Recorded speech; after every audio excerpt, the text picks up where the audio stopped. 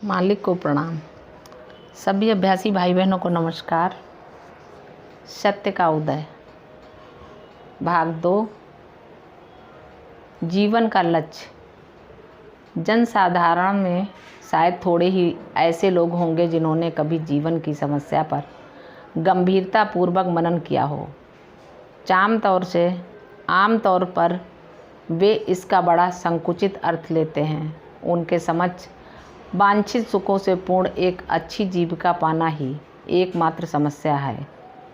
दूसरे शब्दों में उनके जीवन का उद्देश्य संसार में केवल अधिकाधिक सुख एवं महत्ता प्राप्त करना है। यदि वे इनकी प्राप्ति में समर्थ हो जाते हैं तो वे अपने जीवन को सफल मानते हैं, अन्यथा नहीं। वे महान पुरुष, दार्शनिक, वैज्ञानिक अथवा राजनीतिक होकर विश्व व्यापी यश एवं धन प्राप्त कर सकते हैं, पर उनके जीवन की समस्या फिर भी उलझी ही रहती है। मृत्यु के साथ भी यह समस्या समाप्त नहीं हो जाती, क्योंकि मृत्यु तो केवल रूप का परिवर्तन मात्र है। हमारा आगामी जीवन जैसा भी हो, मृत्यु के उपरांत प्रारंभ होता है।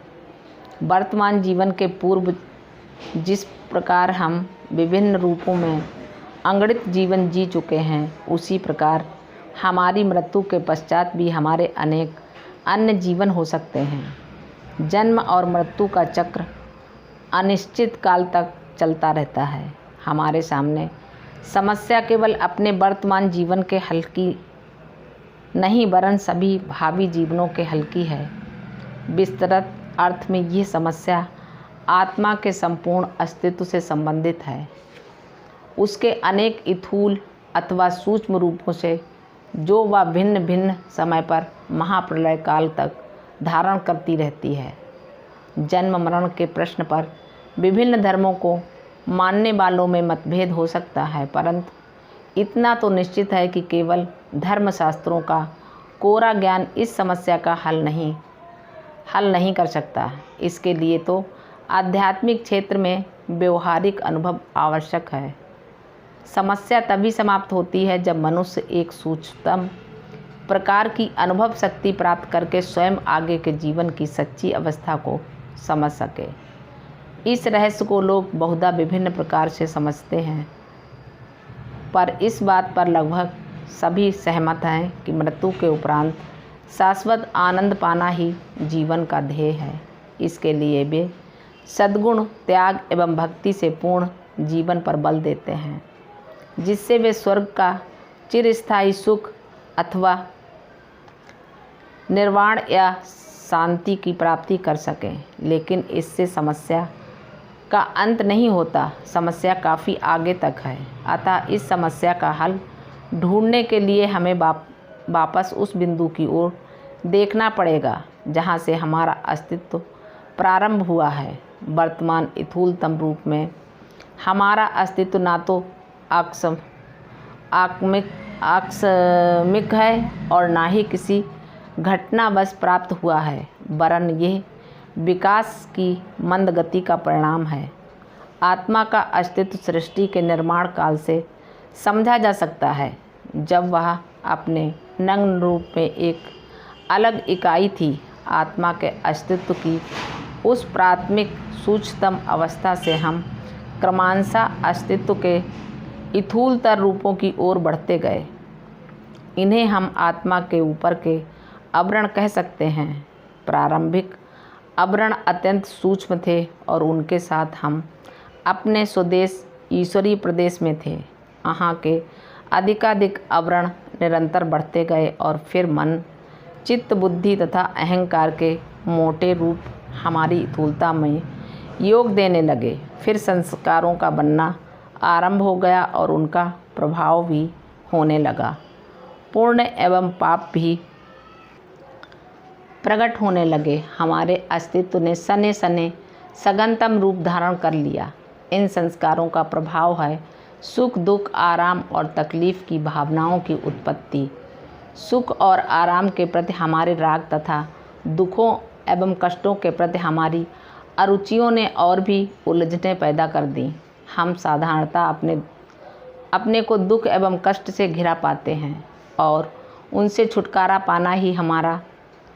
पाना ही अपना लक्ष्य समझने लगते हैं। समस्या के प्रति ये तो एक बड़ा संकुचित दृष्टिकोण है।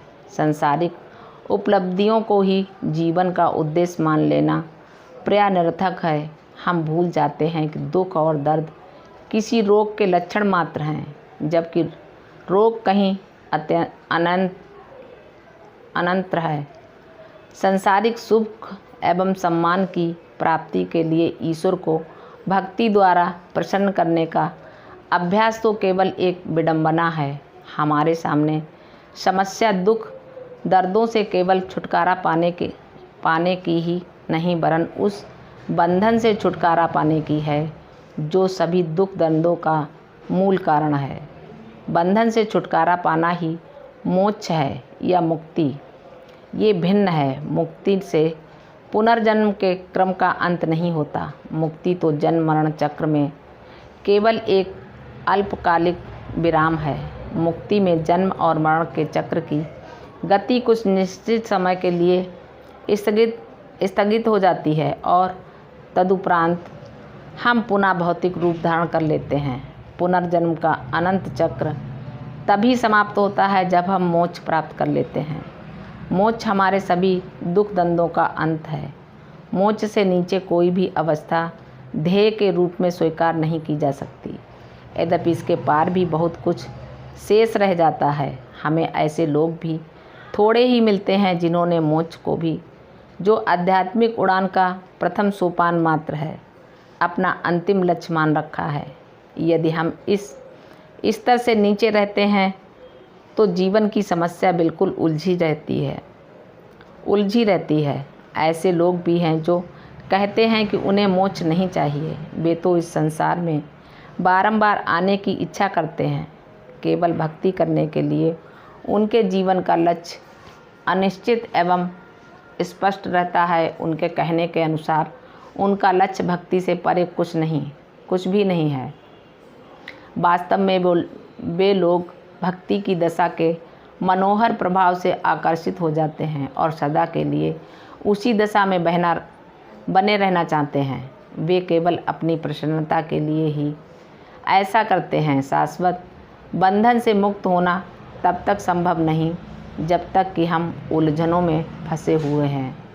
बंधन से मुक्त होना आत्मा की स्वाभाविक उत्कंठा है। यदि कोई व्यक्ति उन उलझनों से मुक्त नहीं होना चाहता तो उसके लिए कोई समाधान नहीं है। भक्ति स्वयं लक्ष्य नहीं, वरन लक्ष्य प्राप्ति का एक साधन है। वास्तविक बात तो यह है, जैसा मैं ऊपर लिख चुका हूँ, कि वे लोग प्रारंभिक अवस्था के मनोहर प्रभाव से ही इतने मुग्ध हो जाते हैं कि इसे किसी समय भी छोड़ना नहीं चाहते। उनका ये संकीर्ण दृष्टिकोण किसी भी विस्तृत विचार को अपनाने में रोक लगा देता है और उससे परे की कोई भी वस्तु उनकी दृष्टि में नहीं आती। उपयुक्त दृष्टिकोण के पक्ष में एक अन्य भ्रांतिपूर्ण तर्क दिया जाता है कि भक्ति यदि किसी विशेष उद्देश्य के लिए की जाती है तो वह निष्काम होने से कोसों दूर होती है। गीता में वर्णित निष्काम उपासना का सिद्धांत इस बात पर बल देता है कि हम किसी विशेष उद्देश्य को दृष्टि में रखकर भक्ति न करें। वास्तव में इसका ये अर्थ है कि हम लोगों को बिना किसी सांसारिक उद्देश्य को दृष्टि में रखे हुए अथवा बिना अपनी इच्छाओं की पूर्ति की चिंता किए भक्ति करनी चाहिए। भक्ति जीवन के लक्ष्य पर हमारे ध्यान को केंद्रित करने से, जो कि साधकों के लिए अत्यंत आवश्यक है, नहीं रोकती। जीवन के लक्ष्य का अर्थ और कुछ नहीं, केवल उस बिंदु से है जहां हमें अनंतता पहुंचना है। दूसरे शब्दों में ये हमारे वतन की याद है अथवा हमारे वर्तमान स्थूल अस्तित्व की प्रारंभिक अवस्था जहां हमें अंत में लौटना है। केवल ध्येय का विचार हम अपने मस्तिष्क में बनाए रखते हैं और उसी के लिए केवल कर्तव्य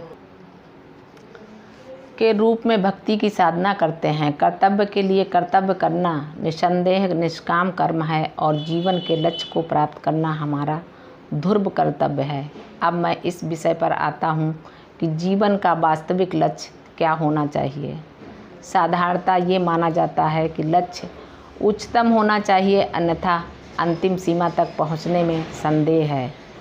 इसके लिए मनुष्य के पहुँच की उच्चतम सीमा को स्पष्ट रूप से समझ लेना आवश्यक है। हमारे समक्ष राम और कृष्ण ईश्वर के 2 अवतारों के उदाहरण हैं। हम उनको श्रद्धा एवं भक्ति से पूजते हैं और उनके साथ एक्स स्थापित करना चाहते हैं। स्वतः वही हमारे जीवन का लक्ष्य हो जाता है और ऐसा करके हम अधिक से अधिक उनके स्तर तक पहुंच सकते हैं। राम और कृष्ण अवतार के रूप में विशिष्ट व्यक्ति थे जिनमें अलौकिक शक्तियाँ थीं। वे प्रकृति के माध्यम के रूप में प्रकृति के आदेशानुसार कार्य संपादन के लिए आए थे।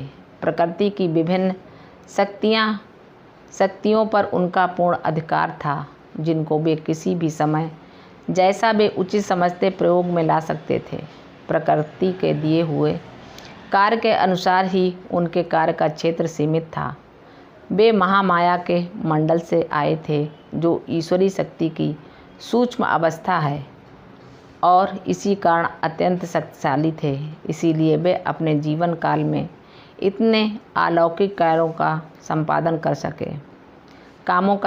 कर सके। मनुष्य की पहुंच का उच्चतम बिंदु महामाया के मंडल से भी बहुत आगे है।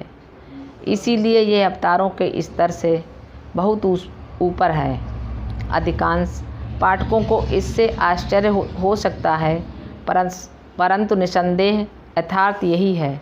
मनुष्य की पहुंच का चरम बिंदु वहाँ है जहाँ सब प्रकार के वेग, शक्ति, क्रिया अथवा प्रेरणा तक भी अदृश्य हो जाती है और मनुष्य पूर्ण अभाव या शून्य की स्थिति में पहुंच जाता है।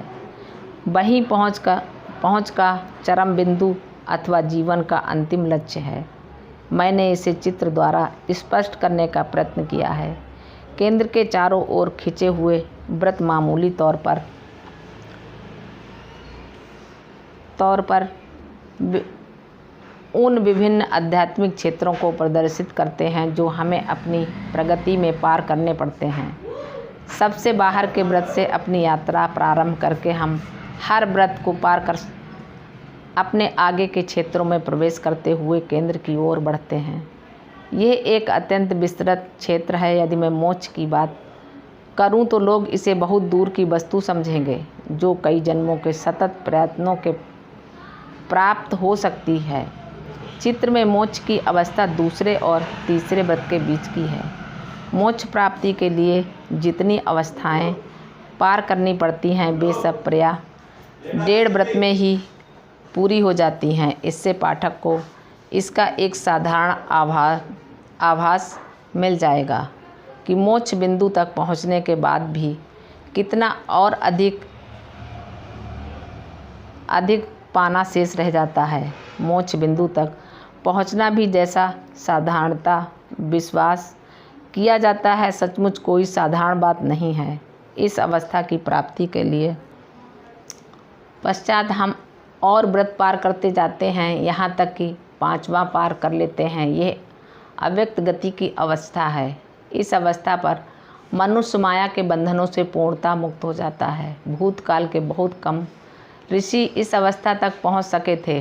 राजा जनक उनमें से एक थे जो इस अवस्था तक पहुंच सके थे। उनकी उपलब्धियां इतनी महान मानी जाती थीं कि उस काल के प्रमुख ऋषिगण तक अपने पुत्रों और शिष्यों को प्रशिक्षण के लिए उनके पास भेजा करते थे। मेरी पुस्तक राजयोग की प्रभाव क्षमता में वर्णित हृदय मंडल अपार हो जाता है और हम 5वां व्रत पार कर मनस मंडल में पहुंचते हैं। उसके आगे के 11 व्रत अहंकार की विभिन्न अवस्थाएं प्रदर्शित करते हैं। वहाँ की दशा सूक्ष्मतर है और ज्यों-ज्यों हम उस मंडल में आगे बढ़ते जाते हैं, वह और भी शुद्धतर होती जाती है। हम 16वें व्रत तक पहुँचते पहुँचते अहंकार से लगभग मुक्त हो जाते हैं। इस अवस्था की दशा प्रायः कल्पनातीत है। बड़े से बड़े ऋषियों में से बिरला ही कोई इसे प्राप्त कर सका है। जहाँ तक मेरी दृष्टि जाती है, प्राचीन ऋषियों में कबीर के अतिरिक्त अन्य कोई 16वें व्रत की उस दशा तक नहीं पहुंच सका है। जब हम इस व्रत को पार कर लेते हैं तब हमारा अस्तित्व केवल एक आभास मात्र रह जाता है, जो फिर भी स्थूल रूप में है। अब हम केंद्र मंडल में प्रविष्ट होते हैं। वहाँ भी हमें किसी वस्तु के 7 व्रत मिलते हैं, जिसे मैं समझाने के निमित्त प्रकाश कह सकता हूँ, और आगे बढ़ने के लिए हमें उन्हें पार करना होता है, जिसे मैं अस्तित्व के आभास का स्थूल रूप कह चुका हूँ। वह अब अपनी अंतिम सीमा तक शुद्धतर एवं सूक्ष्मतर होता जाता है। अब हमने ऐसी अवस्था प्राप्त कर ली है जो केंद्र के निकटतम है, और यही मनुष्य की उच्चतम पहुँच है। वहाँ हम असलियत की दशा से पूर्ण सामंजस्य स्थापित कर लेते हैं। केंद्र में पूर्णता लय हो जाना संभव नहीं है, जिससे ब्रह्म और जीव में नाम मात्र का भेद बना रहे। मनुष्य की उपलब्धि की यही चरम सीमा है। यदि साक्षात्कार के पथ पर अधिकतम उन्नति करनी है तो मनुष्य को प्रारंभ से ही उस पर अपना ध्यान केंद्रित करना चाहिए। संसार के बहुत थोड़े संतों और योगियों को ही इसके विषय में कभी कोई ज्ञान था। उनकी अधिकतम पहुंच ज़्यादातर दूसरे या तीसरे व्रत तक हुई थी, और दुर्भाग्यवश इस प्रारंभिक अवस्था को ही कभी कभी उन्होंने अपनी बहुत बड़ी उपलब्धि समझ लिया था। मैंने ये सब इसलिए लिखा है जिससे लोग उन तथा कथित ईश्वर तत्व विशेषज्ञों को परख सकें, जिन्हें पूर्णत्व प्राप्त करने वाला कहा जाता है, तथा जिनके बाहरी रूप, रंग एवं वैभव को ही देखकर मूढ़ जनता साधारणता उन्हें वैसा ही मान बैठती है। मालिक को प्रणाम। सभी अभ्यासी भाई बहनों को नमस्कार, धन्यवाद।